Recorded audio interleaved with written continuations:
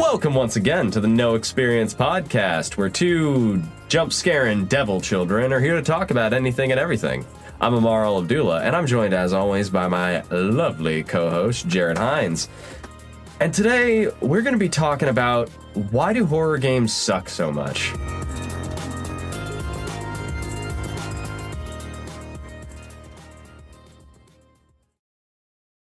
So, Jared, are you a big horror game fan? Are you a big fan of horror in general? No, fuck you. Okay, very nice, very good. Because I agree. Horror games generally suck ass. Nice segue.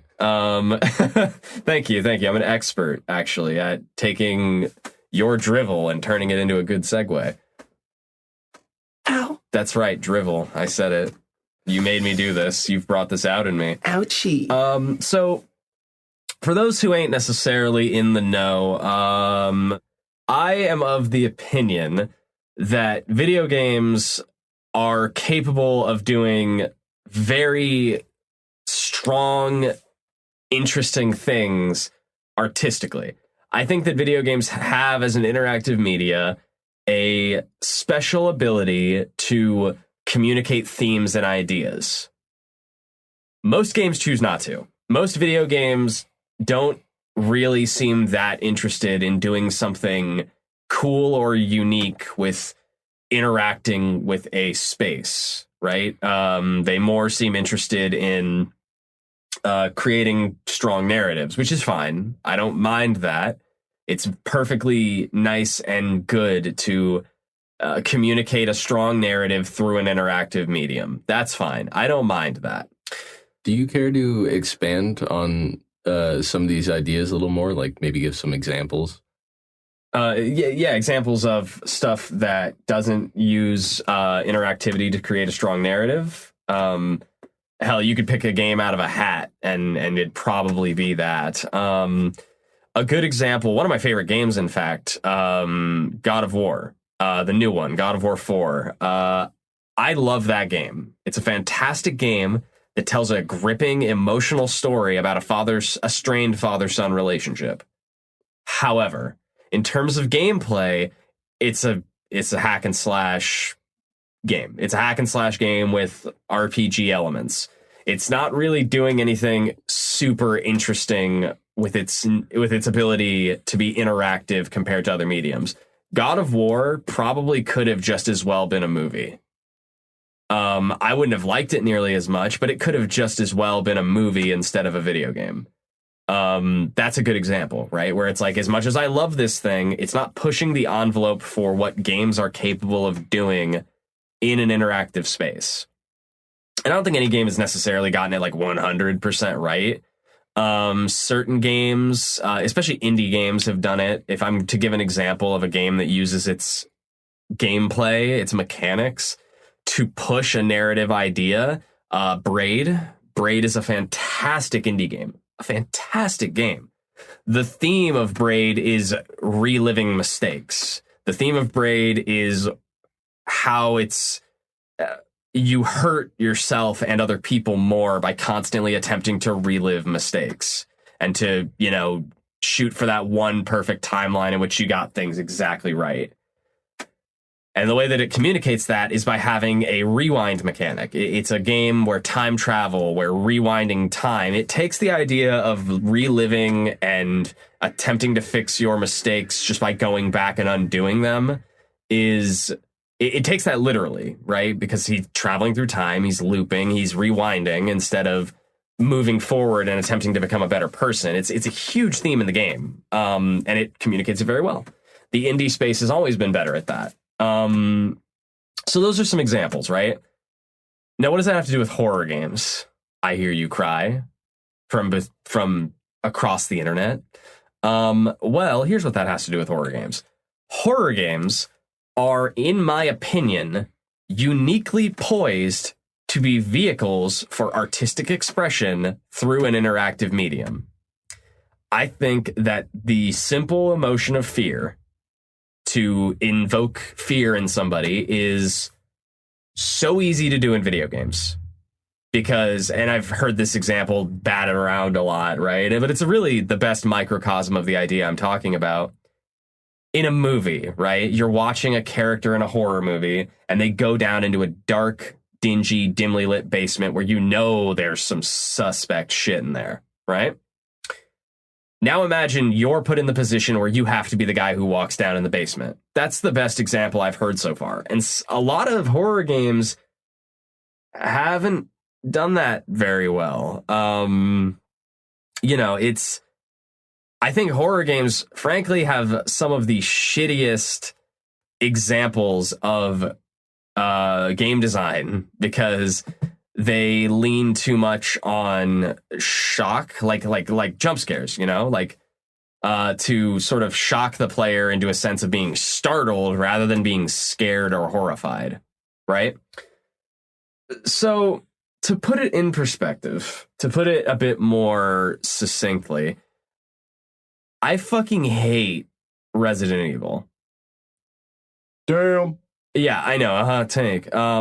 I hate it. I hate it bad. I don't feel like it did anything interesting with the idea of the horror game. Now, to explain, I mean Resident Evil 1, the archetype by which most horror games are designed, or at least of the time, right? I think that through a combination of poor translation, bad atmosphere, and leaning a bit too heavily into jump scares, it falls into a category I call diet scary. And what diet scary is where the fear comes from the anticipation of something jumping out and going boo. That's the fear that's associated with Resident Evil. That's not really horror to me, right? That's a startling noise right in my ear is what that is. And it's weird to me, that specific example, that Resident Evil for years was like, this is what a survival horror game is. Because I'm like, it's not really, though, is it? It's just an action game with zombies and jump scares. It's not really the survival horror game, right? And that's so... The strange thing about that is that Resident Evil was not originally designed as a zombie game. Did you know that? I did not. Yeah, Resident Evil was originally designed as a remake of a Japanese RPG called Sweet Home. Which, by the way, if you haven't played it, unsolicited advice for you. Go play Sweet Home. There's an English translation on the internet. You might have to dirty your hands with the emulation thing, but who gives a shit, right? Like, go ahead. Go emulate Sweet Home. Play through it. It's truly one of the most harrowing, scary experiences ever.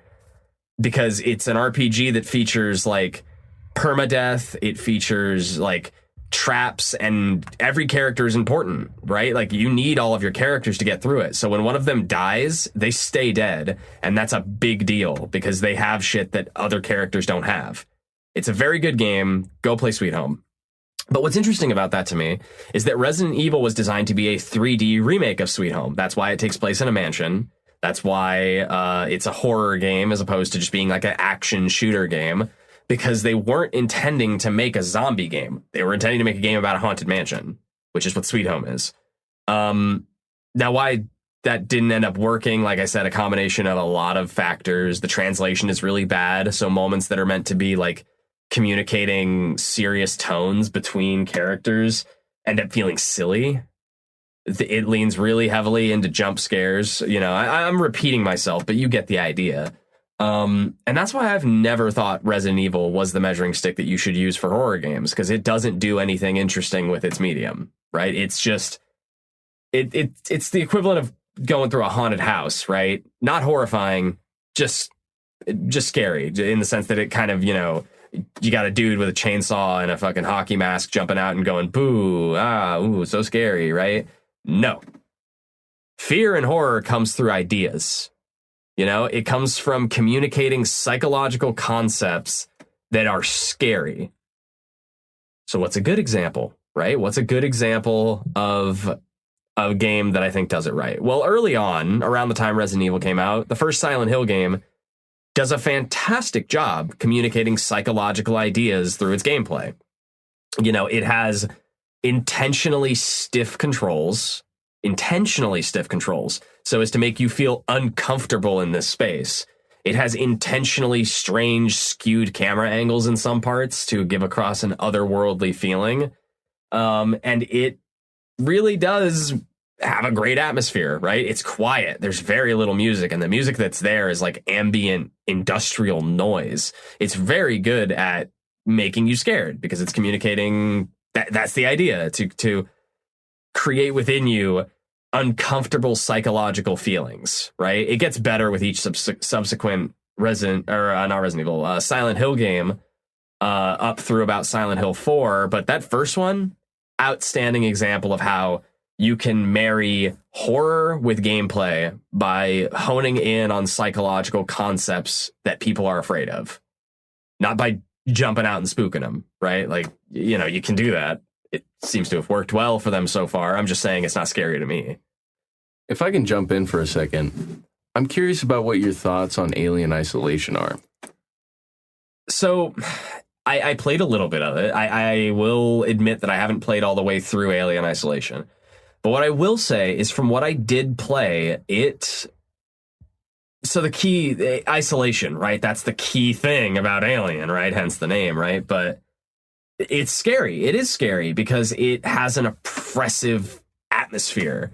It leans into the idea that, like, you are fighting against shit that you are no match for. And I'm like, I like that. Mm-hmm. That's good. There's a lot of really great early horror games that do that. There's a game for the Dreamcast called D2 that does that, where there are you're on a spaceship, you're in space, and there are these invisible aliens that you cannot kill. And the only thing you have to know when they're coming for you is a sound cue.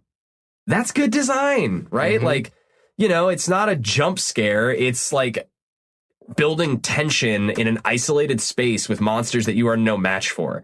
I don't like Resident Evil because you can kill the monsters. A good, scary game, you should be no match for them. That's why I love those kind of games where, like, a good horror game, the monsters are so beyond your ability to fight. And Silent Hill 1 and 2 didn't really do that, but Silent Hill 2 kind of does. But Silent Hill 1 definitely doesn't do that. You can fight most of the monsters you come across. But by Silent Hill 2, they wised up to the idea that some things should be too big for a human to handle. And I love that. So that's why I liked Alien Isolation, because the aliens do feel sufficiently powerful. The alien. Yeah. Well, the alien, so to speak. I think that's an important distinction. Yeah, one. Slight spoiler warning. Throughout most of the game, it is one alien that is essentially an ever-present threat that you can't kill, and you're given these really mediocre, very human tools to try and deal with it, but the whole point is, like, avoidance. Yeah, exactly. It's a horror game that leans on the idea, our most base fear, right? Coming against a threat that we can't beat, right? It's like a single human goes up against a lion in the jungle, right? You're fucked. You're just fucked, right? And that's scary. That preys on our most baseline fear.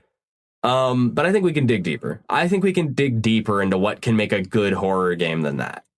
Because that's surface shit, right? It's like, oh, what's your biggest fear? Encountering something I can't beat, right? Especially in a video game, right? It's like, great. That's your baseline, okay? If you can do that, you've got a decent horror game. That's also why I liked Amnesia, because you're against fucking threats that you can't fight. And it's like, that's good. Mm-hmm. You should be against threats that you can't fight. So how do you make it more interesting, right? There's this game for the GameCube. I'm sure that people have heard all about this on the internet. It's called Eternal Darkness. Eternal Darkness is a riff on, like, Cthulhu, like Lovecraftian shit. But what it does is it attacks fears that we have as people who play video games. Now, what do I mean? So Eternal Darkness has a sanity meter, where as you go crazier, as your sanity starts to be chipped away at by the horrifying events that you're seeing, you slowly start to lose your mind and hallucinate.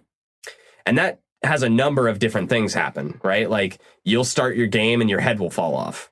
Your head will fall off and spit blood, only for your character to continue walking around. Or, oh, there's a great one where it pretends that it formatted your memory card. Oh my God. Where it gives you a blue screen and pretends as though it's erased all of your data. And, you'll walk into a room and you're walking upside down, like you're on the ceiling, shit like that. Where it's like, what are fears that we have about our video games? Well, that they'll start glitching up, that they'll stop playing correctly, that all my save data might get erased, you know? Those are horrifying thoughts, and they're communicated through this Lovecraftian vehicle. It's very good, and that's how you make a great horror game. You know, it's like, what's the same, you know, it's the same thing. You know, I mentioned Sweet Home earlier, you know, that Japanese RPG that was the basis for Resident Evil. Sweet Home is great as a horror game because not only does it communicate a number of spooky themes through its narrative, but the idea of permadeath in an RPG is terrifying to people who play video games. The idea that you can lose a party member, like just a mistake, you know, they die in one combat and they're gone forever. That sucks. That's fucking scary, right? Because, like, you know, it's a snowball, right? It's like a snowball effect where if you start losing, you lose more and more and more as more of your guys die. And suddenly shit gets harder and harder. And that's way scarier to me than a jump scare. Okay? So that's, I think, you know, probably the next layer as to how you make a successful horror game, right? Is you prey on fears specific to gamers. You know, stuff that people who play video games will relate to. You know, permadeath, losing your save data, encountering beasts you can't fight, you know, like Gamer girl bathwater.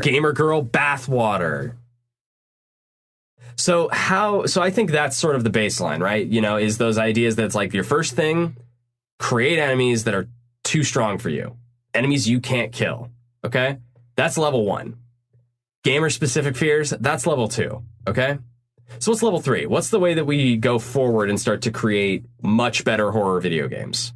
Well, I'll tell you, it's very simple. You start to prey on fears that are more universal to humans rather than to gamers, okay? My favorite horror game of all time is Silent Hill 2. I'm going to spoil a lot of the plot in Silent Hill 2. If you don't like that, I'll throw up a time code or something that you can skip to. Silent Hill 2 deals a lot with marital frustration, with depression, with sickness, and with sexual violence and frustration. Silent Hill 2 is a game about a guy who murders his wife because she gets sick. She gets sick, stops fucking him, and he smothers her to death with a pillow, all the while convincing himself that she wanted him to do it. Now, that is Silent Hill 2 in a nutshell. How does it communicate that through the way the game is played? Well, you can kill some of the monsters in Silent Hill 2. In fact, I think you can kill most of them. But one monster that the main character is never able to kill is the physical personification of his own sexual frustration and violent tendencies. It's called Pyramid Head. Pyramid Head is a monster in Silent Hill 2 that you can't kill. Not only can you not kill it, but it has a tendency to run around assaulting and murdering other monsters. And later in the game, you start to put together what Pyramid Head is. He's wearing this big fucking metal thing on its head. That's why he's called Pyramid Head. It's this big triangle metal thing on its head that's obviously heavy, obviously uncomfortable, and he's carrying it around. He's got this big butcher knife that he also carries around, right? Representing, in the case of the helmet, the main character's sexual frustrations, because they are heavy, they are uncomfortable, and there's something that you live with, right? Whether you know it or not. Everybody experiences sexual frustration at some point in their life, you know, whether it's like frustration with the idea of it in general, the idea of having sex, or the idea that you're not getting it, right? Like, that's a frustration that's kind of universal to humanity, right? Because we're built to want to fuck. You know, we're built to want, the same way we're built to want to eat, or built to want to drink water. You know, it's like, that's an evolutionary thing, and it's a baseline human fear, and Silent Hill 2 personifies it. You know, it's like, this is what sexual frustration looks like. And that's a great fucking way to design a horror game, right? And it's invincible. That's the scary thing, is it's invincible. You can't kill it no matter how hard you try. You know, all the times that it dies, it doesn't. It just leaves you alone. You know, it goes away for a little while. So that, to me, is the way that you make horror games better, okay? You use gameplay mechanics to personify universal human fears and frustrations. people are afraid of their sexuality, and as such, sexual frustration is a universal fear and a thing that we all experience. What does that look like when you personify it and give it gameplay mechanics? Well, it's an uncomfortable thing to look at, and it is invincible. Okay? That, to me, is how you improve horror games in general. Okay? So, that's mainly what I wanted to talk about, was that's how you, like, how we can make horror games better, and how I think most of them haven't quite gotten it right yet. Okay? Okay. I think that's about most of what I got to say on that. You got any questions for me, Jared, about that? Do you have any other examples of games that kind of hit that third level? That third level, it's tough, right? I'm sitting here I'm racking my brain trying to think of unique examples, but like, it always comes back to Silent Hill, because those are some of the finest horror games ever made. Like in Silent 4, The Room, there are these specter monsters that are similarly indestructible. And not only are they indestructible, but they never stop following you. They follow you no matter where you go.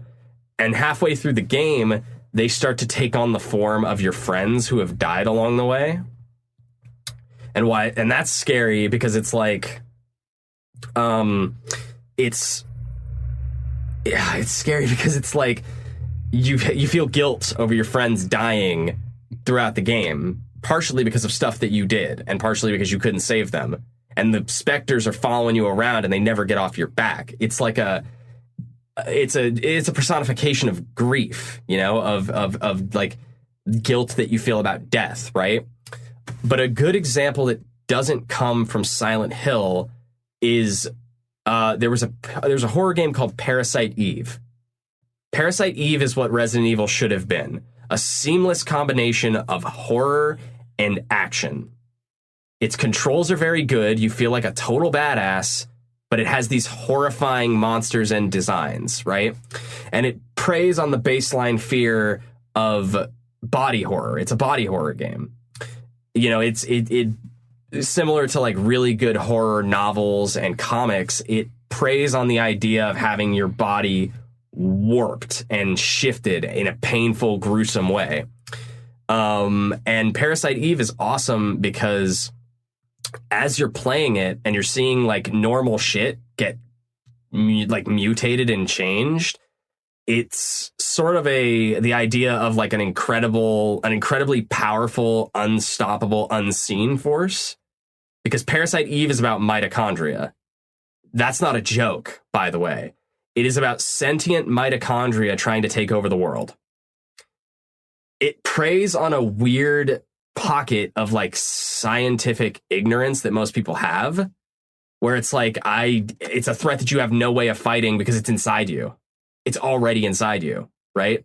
So it's horrifying because it's like, not only is this thing going to bend and break and shift your body into something unrecognizable as a human, but it's already inside you and you've already lost. And it's like, that's fucking scary, right? That's how you do that right, if you ask me. That's another example of something where it's like the designs are uncanny as shit because it's almost human, but not quite. Okay. There are a lot of, well, maybe not a lot of, but there are a few really popular, like, side-scrolling platformer horror games. Yeah. That people are quite a fan of. The main one in particular being Limbo. Limbo is awesome. Yeah, Limbo is a fantastic game. It's interesting because, I mean, the whole thing is in, like, black and white. It's all mono. Mm-hmm. And a lot of the threats feel a little cheap a lot of the time. Unless it's like a big scary thing coming at you, but even then. Yeah. But where a lot of the horror comes from is often in the atmosphere and in the little details. Yeah, I mean, you can create horror through an oppressive, unknown atmosphere, which is what Limbo does. Most of the enemies are shadows. They are silhouettes. You don't know what they are, and you won't win against them, right? It's like, that's also compelling. It creates this oppressive atmosphere and then fills it with unseen, unknowing monsters. Yeah, Limbo's fantastic. I agree. I think another great side-scrolling horror one, I think it was called Inside or Inside Out. I've played Inside, yes. Yeah, that one is Another body horror game, but just as much about like corporations and like the medical industry as it is about body horror. Yeah, it's not just body horror. There's like weird, uncomfortable shit happening in the world around you as you just like go about jumping around and shit. Yeah. Terrifying, uncomfortable. Yeah. Great game. No, a fantastic game. I'd make the argument that this is kind of cheating, but Undertale is kind of a horror game. In that it relies on the knowledge that you as a player can save and load the game, and certain characters in it know that and will like make comments to you about it. It's like a self-aware fourth wall breaking type of horror rather than a direct like, you know, scary monsters and psychological concepts kind of horror. It definitely is a gamer's video game where it preys on a specific thing that, you know, people who play video games take for granted. The fact that you can save and load your game to redo something as many times as you want, like right down to the point where certain characters will say like, you know, you're in a fight with a character and they're like, I know even if I beat you 100 times, eventually you will create the timeline where you beat me. You will load your save as many times as you need to beat me. So I'm just not going to let you, you know, we're going to stay here forever. And it's like, that's kind of scary. It's not what I would call a horror game, really, but it has some horrifying concepts in it. So yeah, I think that's mainly what I wanted to get off my chest, is that I think horror games can be better. I believe in a world with better horror games. I think you did a great job. And we're coming to the end here. So I just have one more thing that I think I'd like you to try and explore. Sure. Theoretically, if there were another level after that, like appealing to fears that are inherent in humans in general, if there were another level past that, what do you think it would be? If there were another level past appealing to universal human fears, it's easy to say that a combination of like unbeatable monsters, gamer-specific fears, and universal fears would be the best way to do it. So that's a little lazy. I don't think I'm going to go with that. If I was going to say what level 4 of a good horror game would be, right? A horror game that reinvented the wheel and did something something like completely unique. There is a psychological concept known as the shadow. Are you familiar with it? I do. That's Jung, isn't it? Yeah, Jungian psychology. So the shadow, to explain it, is an unconscious part of your personality that you don't identify in yourself. So a horror game that would be fantastic is a horror game that leans into the idea of a character who maybe thinks themselves completely normal, but has some unconscious character trait about themselves that manifests in a horrible way in the game. Silent Hill 2 kind of does that through the sexual frustration thing, where the character considers himself relatively normal until he realizes what he's done. He murdered his wife because of his sexual frustration and continues to deny it. That's as close as I've seen a game get to really leaning in to the Jungian shadow concept as a horror game. So I think if we really want to see a game that takes it to the next level, I want a game that basically psychologically profiles its main character. That basically creates a psychological profile of its main character, is very in-depth about it, and then shows us who they really are. Shows them what lies in the unconscious parts of their personality that even they cannot identify. That's fascinating. That's level 4 horror, if you ask me. Okay. I think that would be incredibly interesting to see. I don't know how you would do it. I'm not a game designer, right? So I don't know how you would do that, but that's, in my opinion, if you were going to do it, that'd be the way. Yeah, if you did that right, like, that could... it'd be a groundbreaker. It would fuck you up for days afterwards. Weeks, even. Because it would make you wonder what's going on in my psychology that I don't know about. Yeah. I mean, imagine a game that psychologically profiles you and then puts that in the game. Even better. I'm sure some games have tried it, but I've not heard of an example that does it right. Yeah. I've heard that Kojima, the creator of Metal Gear Solid, when he was going to do the new Silent Hill game, that was going to be part of it. Is they would ask you psychological questions. They basically give you a questionnaire as part of the game, and it would get to the point where they would start like, playing music over your smart speakers if you had them in your house, calling your phone, shit like that. And I'm like, that's fucking scary. Oh yeah, that's a scary fucking way to make a video game. And I also think that's an amazing note to end on. I think it is. I agree. Thank you for listening to the No Experience podcast. As always, you were listening to myself, Jared Hines, and Ammar Abdullah. If you'd like to keep up to date with us, we do have a Facebook, the No Experience podcast, and we're also on Ammar's Twitter, at the Donging Man. Yeah. And we'd really appreciate it if you subscribed, if you like our content, and if you do like our content, please leave a like. And also you can send us emails with topic suggestions. Our email is open. We are taking topic suggestions. You can shoot those in, and we might do some of them. And if we aren't stupid, it's in the description. Yeah, it is in the description because I can't remember our email name right now because I'm dumb as hell. That's the whole bit. That's the bit. That's this podcast. That's the concept. That's the secret sauce. Thanks for listening, everybody. Bye.